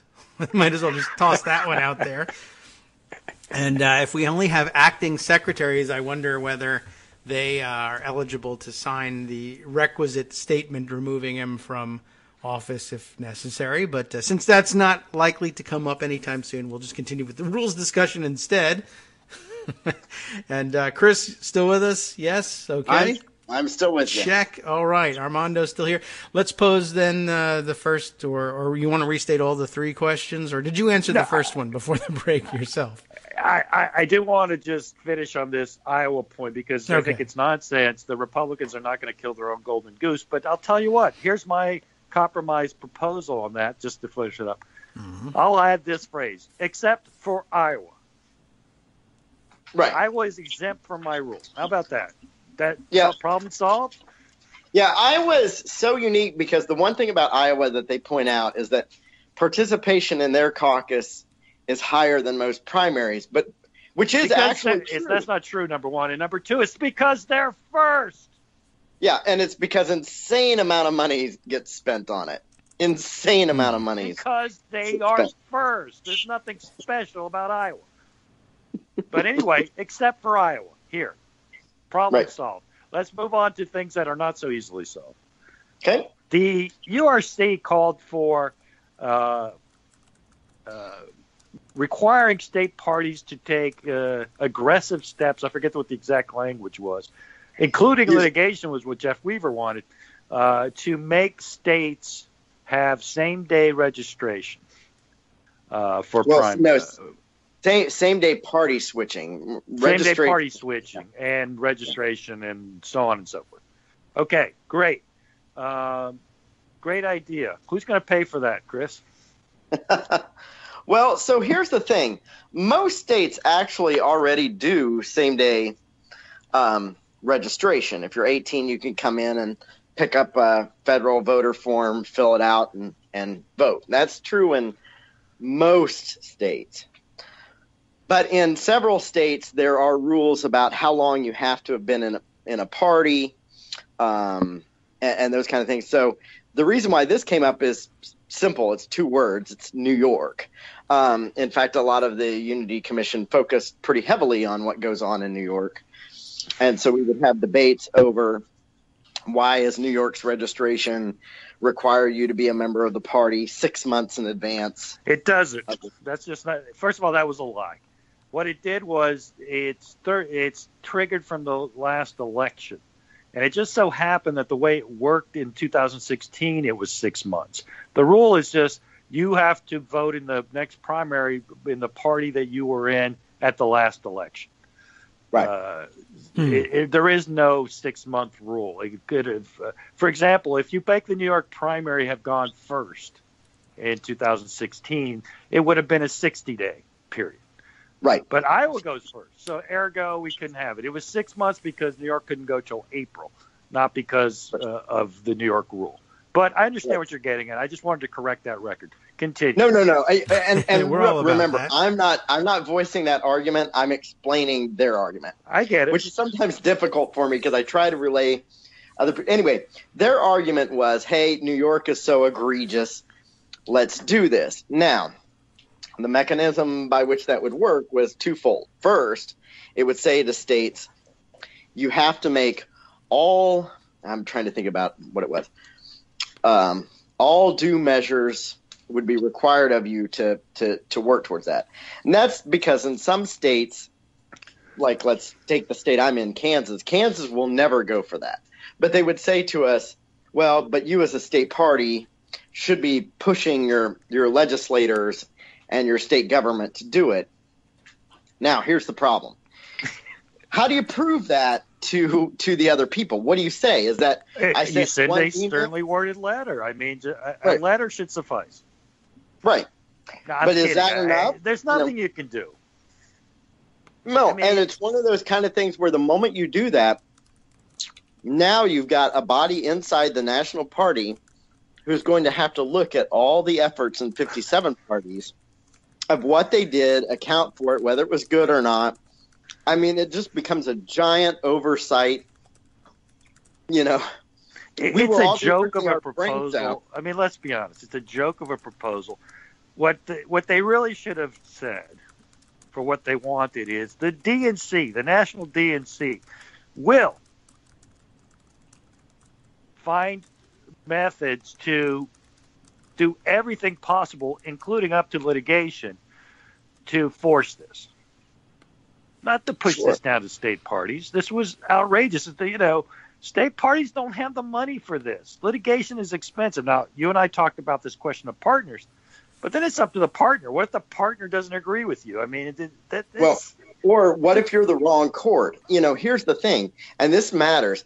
You could have a voter suppression case in Utah and a similar voter suppression case in, let's say, California, and any attorney will tell you, you take the one in California because you're more likely to get a favorable verdict, which will set precedent, versus running into a state court or some other court in a state where there's a chance you lose and you set bad precedent going forward. I mean, just rushing to the courthouse is not always the right solution. You've got to know the merits of the case, how likely it is you're going to win. I can't speak to state constitutional law, but these cases have no chance under federal constitutional law. A registration deadline date is going to be the basis of your voter rights case. That's an absurdity. It simply is absurd. Now, there's a case in Massachusetts where the 30-day limit was challenged and it's stricken down. It's a case that's going to go to the Supreme Court, or what is the equivalent of the Supreme Court of Massachusetts. They call it the Supreme Judicial something or other. And I don't know what's going to prevail under Massachusetts constitutional law. But you can't. That's one state, and who knows how that case is even going to turn out. The idea of it was absurd. But go ahead. Well, it's one where it presents an array of problems. One of the parts that's with it is, of course, when we talk about same-day party switching, and I had a chance to talk to Chair Perez and others about this, is that in a lot of red states, we allow party switching from unaffiliated to Democrat. If you're not in a party, you can come join us even on primary day. That's fine. But in most of these states, it's state law that you can't switch from Republican to Democrat and back and forth. And I point out that's because, frankly, both sides at times have meddled in the other's primary. People will go over and vote for the worst candidate, or in some cases, they'll run as a candidate because it's easy and pull people over. And all of the time I get asked, well, how often has that happened that somebody's – and I say, look at the governor of West Virginia. Jim Justice ran as a Democrat because it was easier. He pulled his people over, and then once in office, went back to being a Republican. That's how he – it is not the kind of thing where you say this has never happened. It absolutely does happen. We had someone who became the candidate for governor in Alabama who was if I remember right, a hostess truck driver a few years ago who was unprepared to run for anything and became somewhat of a joke candidate. Well, why did that happen? Because it didn't take very many Republicans to go over and meddle and, result in a terrible candidate. Well, that's why. And of course, you have the people who voted for the felon over Obama in 2012 is another example. But even that, I don't even need to go that philosophically. I actually don't care about this issue because I think it's much less meaningful than people think. But I think that the problem is state parties can't actually make it happen. But even then, I think it's mostly a phony issue. Nebraska, I'm going to the caucus issue back because it's my favorite issue. The caucus issue. Washington State has, in essence, an open primary. Mm-hmm. Idaho offers the state party the choice of deciding whether they want an open or a closed primary. Nebraska has an open primary. Mm-hmm. And yet they choose caucuses. Washington State, ironically, chose caucuses because they didn't want meddling. They said they wanted only Democrats to vote. So, but Bernie Sanders supporters in this committee didn't care about that. There's too much Machiavellianness to this. To me, the issue is for the selection process, let the voters decide, and let's do everything we can to let voters decide. Now, there is an argument that you're having now about do we want party stalwart voters or do we want a larger sphere? I'm pretty agnostic about it. I think at the end of the day, it doesn't impact the end result. It's going to be mostly Democrats deciding it anyway. And I think, ironically, if you take that seriously, you probably would end up moderating your view. People who are not Democrats are generally left ideologically than those that are Democrats. I think the reality is the Bernie Sanders support among non-Democrats was because he was running against Hillary Clinton, not because they were pro-Bernie. And they're going to find that out, I think, pretty soon if he runs. But the end result of all this, though, is you're running a party now. You're making the rules, and you're saying you're going to make a state party who should be focused on winning their own elections, promoting their own candidates, doing the things they need to do that are particular to their state. And you're going to make them waste money, time, and effort on frivolous lawsuits, because I believe most of these lawsuits would be frivolous. And it's insanity. Yes, you're right. Look, the most valuable resource within the Democratic Party, and people don't like to hear this because they like to beat up on their state parties, but state parties are all the ongoing infrastructure that there is. And it's right the most now, important part of the party. There's no doubt about it. And DC is useless. State parties matter. Right now, most of those state parties, they're struggling for money and resources because, frankly, you've got too much rhetoric of, oh, don't give to the party, don't give to the party. And that's from people who, frankly, do not understand what a state party actually does, which is not we're just here for the election. It's an every day of the year gig. That having been said, yeah, most of this was nonsense. Now, taking up your caucus point, I will say we do have those three states, Idaho, Washington, and Nebraska. Now, my understanding is from having talked to Washington that they will be their caucus will be gone. They will be primary only. And Nebraska has a vote on theirs at their state committee, so they could abandon the caucus this year. So we'll see. Now, Idaho's situation is weird, and I'm still trying to really understand how that works. They voiced different concerns, and they're trying to figure it out. They have the most disastrous caucuses in the history of caucuses, but they want to keep with them? Okay. No, they would like to get rid of them. Their problem is there's something that in some states they've kind of proposed, some state Republicans, and this is where we get into a different argument. So some Republicans say that, hey, fine, we'll have a primary, we just don't want to fund it. And so what they do is they put out very minimal polling sites. And then you get weird results because they tend to put polling sites and locations and run them only in times where it becomes now in Idaho. I'm not sure how it works. That actually, I think, would be a voting rights issue, to be perfectly honest. But okay, let's take that concern and weigh it with the wonderfully successful and organized caucus that the Idaho Democratic Party ran in 2016 and, frankly, in 2008. It was a disaster. Yep. So please, it's not like you're doing better for the voters. So I'm not very sympathetic for that, but okay, fine. And frankly, here's the bigger thing. If you're going to have voter suppression, this sounds terrible, but if somebody's going to suppress the vote, I would prefer it be the state so you can go to court and do something about it. Thank you. Versus our own party, where the only person we have to blame is ourselves. Okay, let's move on to the caucus reform issue. I didn't see much tweeting about that from you. I don't know if it didn't come up. Is it not controversial? Are they basically going to do firehouse caucuses or no?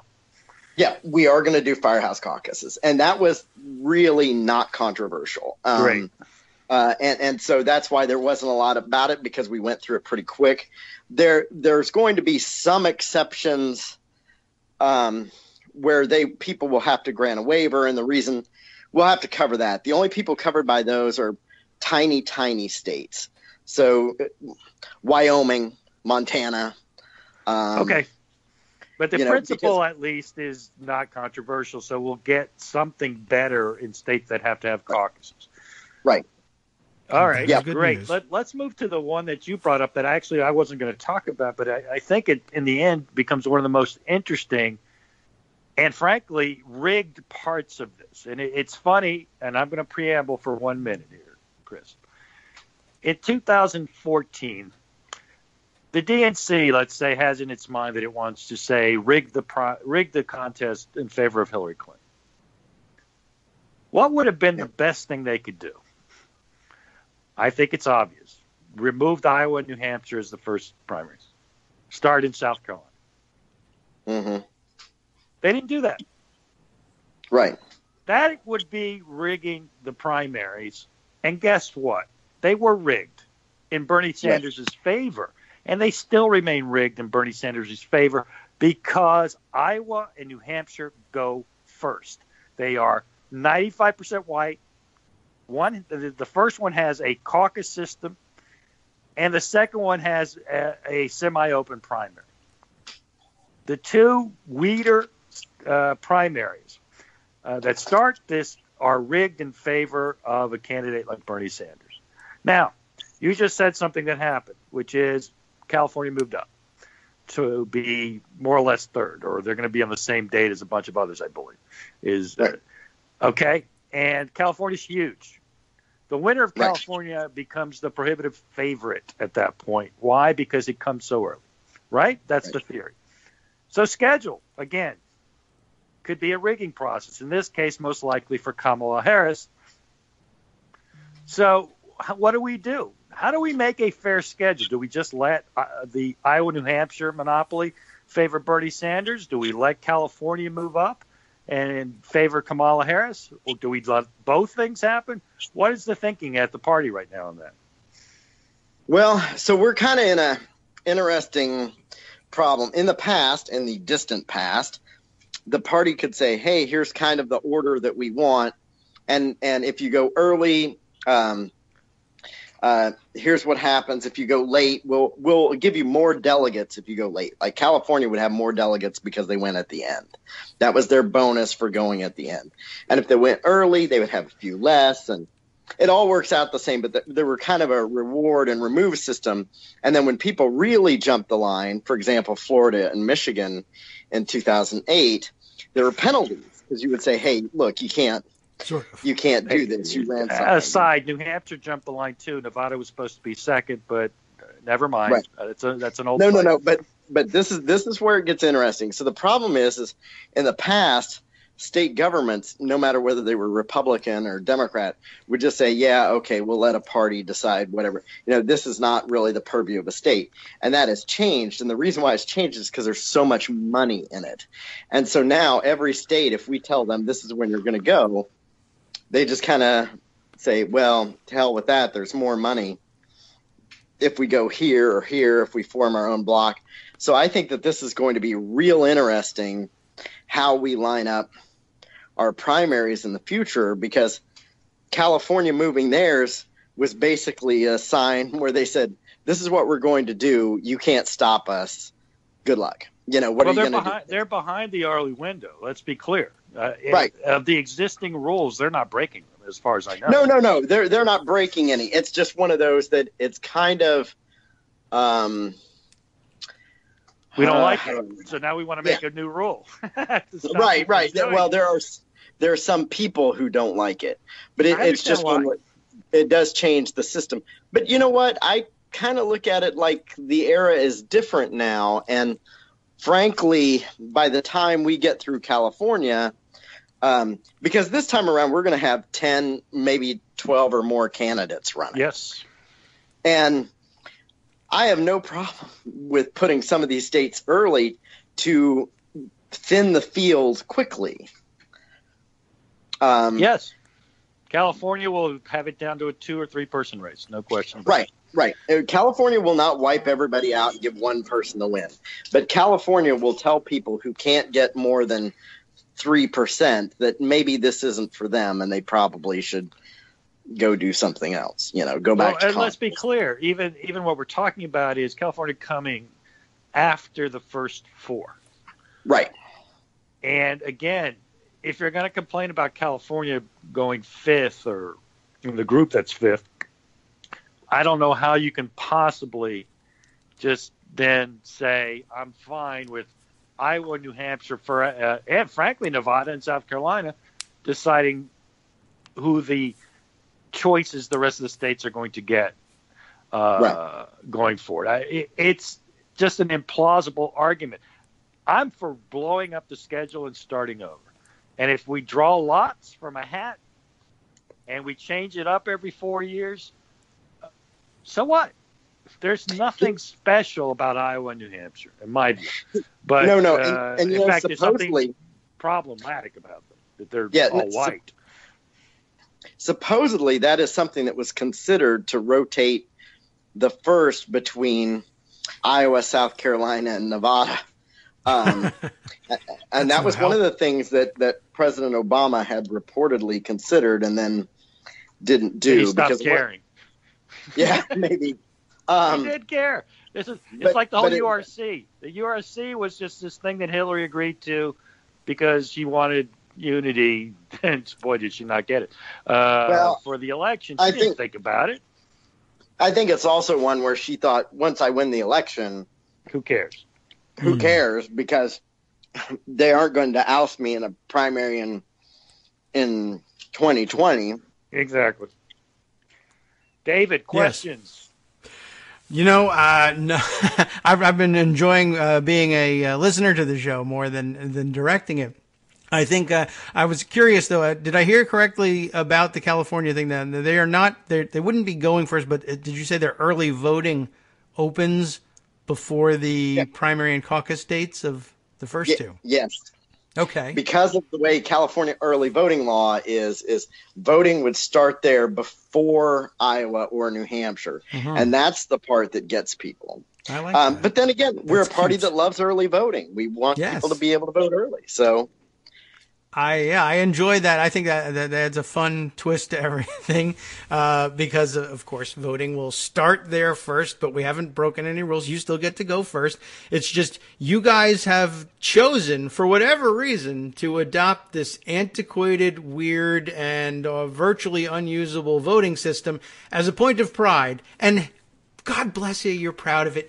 Go for it. You keep that system as long as you want. We're just going to start voting out here. I love that as a solution. That's very sneaky and elegant. Well, and you can't really dispute voted. California's. It wasn't designed for this, but it works. Well, right. It just happens to work. And you can't dispute. California should be going considerably earlier. I know there's some problems with saying, okay, the biggest state's going to wipe everybody out. I don't know whether they necessarily should be first, but they need to have a bigger hand in guiding things. And who's going to stand in the way of disputing California guiding the Democrats' hands in 2020. I like the idea. I love that early voting is the mechanism they can use to do it. And if you suddenly don't like your antiquated system of all voting on one day, Iowa, think about some change. New Hampshire, think about some change. Right. Chris, what comes next? So we will have probably a few more rules meetings over the next few months. In June, by the end of June, a report will be issued to all of the members. And then in August, I believe, because they have to give us 30 days notice, so end of June to sometime in August at least, they'll schedule a vote to vote on it. Now, if you listen to both sides, you've got people who want to reject all of it or to vote for all of it. But I don't think that's going to happen. And the reason is because there are some ideas inside of the Unity report that are frankly really good. I mean, they're really basic, cheap ideas that are of the no duh, why didn't somebody think of that kind of idea. And those will certainly go through. And then there are the other really controversial and hard to get through ideas. So I think what happens is that we break this up into pieces and we just have several votes on different elements to make sure that the parts that almost everybody agrees on quickly go through, so that we can say, hey, we passed these elements of the Unity reform. I think we'll come to some solution on superdelegates. I may back mine and I hope it goes through, but we'll come up with something and it'll pass. And then there are other elements where I don't think the votes are there to pass it. So, this is one where some people are going to have to learn some compromise. They're going to have to learn that, hey, you're going to give and take some. You're going to get some wins and some other things. They're just not going to go. And I think that's really for the good of the party, too, is that, everybody should be – if everybody goes home mad a little bit, then you've done your job. You did just enough for the other side to give them something to say, and you didn't do something where one side is overjoyed and the other side is angry. Mm-hmm.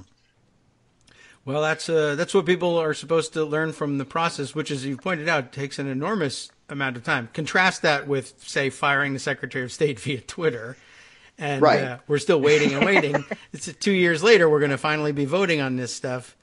It takes a lot of consideration, and hopefully the time people have put in on it will keep them invested enough that they say, you know what, I would like to at least come away with a small win. I think I will perhaps consider compromise.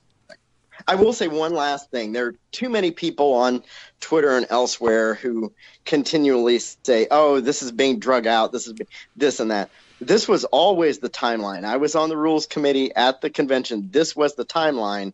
And the reason for that is because no state can set up their delegate selection plan until this fall.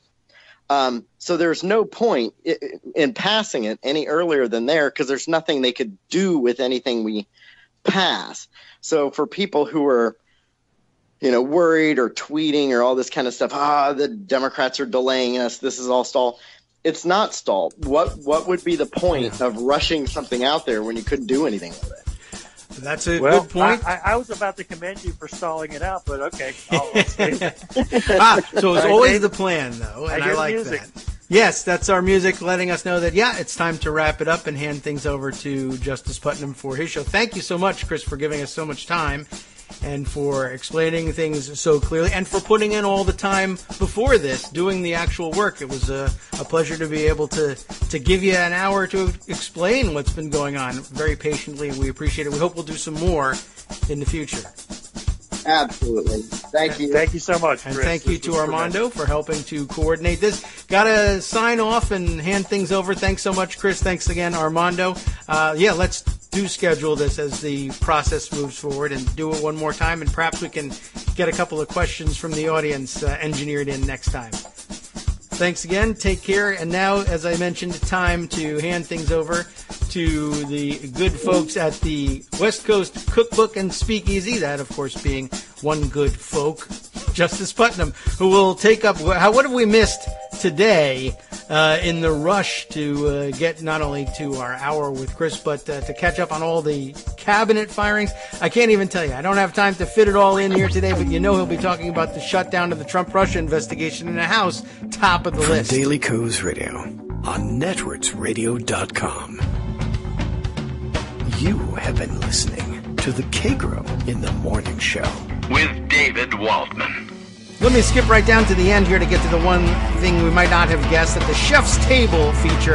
A federal court ruling that the Trump administration broke the law by failing to implement the smog rule under the Clean Air Act. And the Department of Homeland Security's constant vetting initiative is a Muslim ban by algorithm. And you know how much we love those. Coming up next.